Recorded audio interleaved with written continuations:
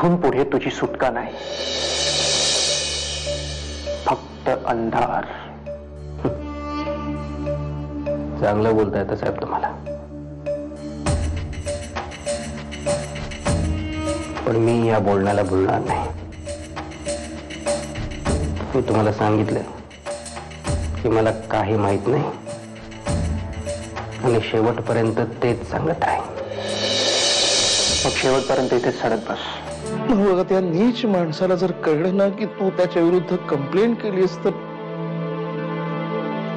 तो तुझाही जीव घेईल ग. काका, अरे उलट्या काळजाचा माणूस आहे तो. मी कंप्लेंट केली नाही तर तो माझा पाठलाग करणं थांबवणार आहे का? म्हणून मग काकू म्हणते तसं, असं घुसमटत जगण्यापेक्षा लढून मेलेलं काय वाईट.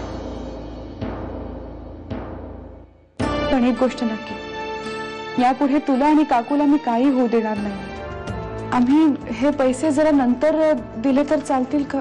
ऑलरेडी तुमचं बिल पेड आहे, तुम्ही पेशंटला घेऊन जाऊ शकता. नकोय तुमचे उपकार, मला परत घेऊन जा तुमचे पैसे. अहो मॅडम, ह्यांना प्लीज यांचे पैसे परत द्या.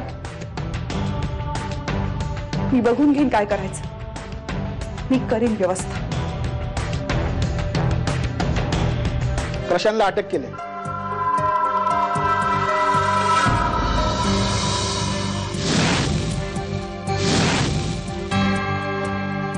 त्याला कुठे ठेवलं कुणालाच माहित नाही.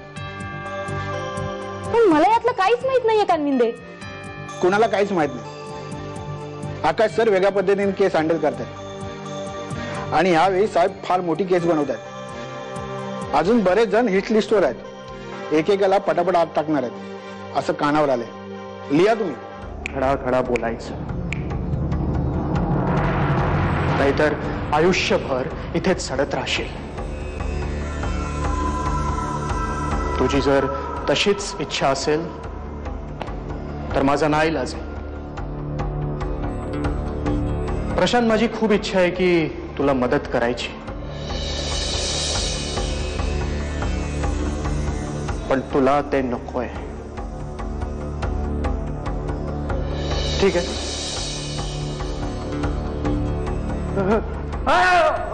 अरे साहेब, पाणी पाणी पाणी.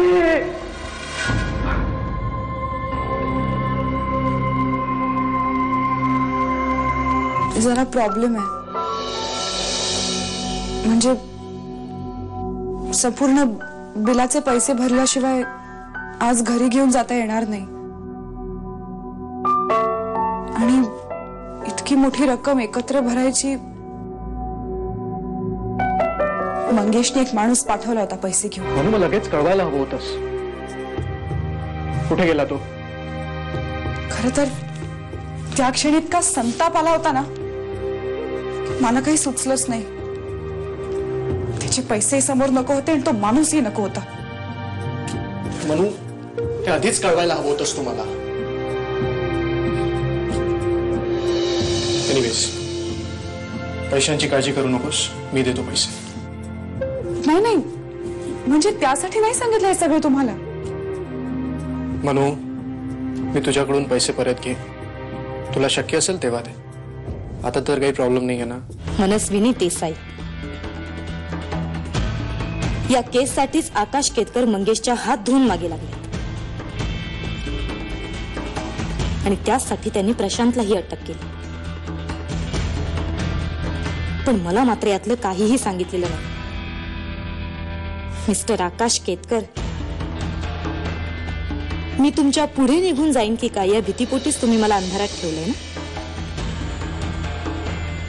पण मला जे हवंय ते मी मिळवेनच. आणि त्यासाठी पहिला अडसर आहे तो आकाश सरांचाच. आणि तो जर बाजूला करायचा असेल तर हा कंप्लेंटचा कागद माझं मोठं काम करेल. इतके दिवस तुम्ही मला या केसमधून बाजूला ठेवलत ना, आता मी तुम्हाला बाजूला करते.